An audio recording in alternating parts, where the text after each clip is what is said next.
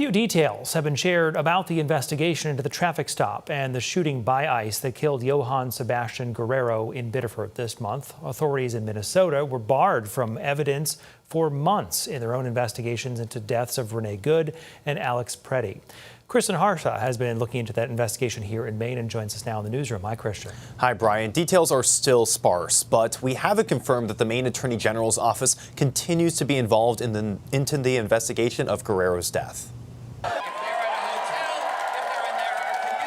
Between the moments of anger and mourning were calls for accountability and an independent investigation. We want to make sure this investigation is full, thorough, and transparent. From Biddeford's Mayor Liam LaFountain, Representative Shelley Pingree. They don't drop this before all the evidence is looked through and we have a thorough investigation of what went on. And Senator Angus King. We want a full, transparent, and open investigation of this matter.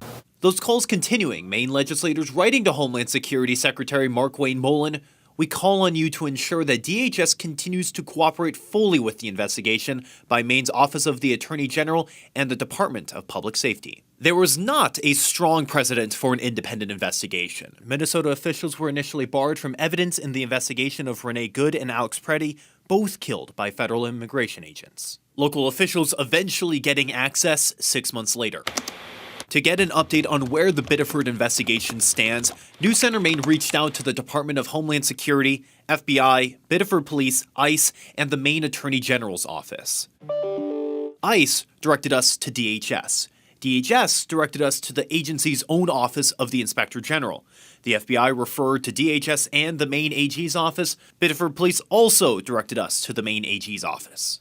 I don't know specifically. You haven't been involved with investigations. On CNN's State of the Union, Border Czar Tom Homan on Sunday shedding some light on the procedure. They're usually put on administrative leave pending the investigation, pending sworn statements, internal affairs interviews, and the entire investigation. They usually will not be put back on duty until the investigation is over.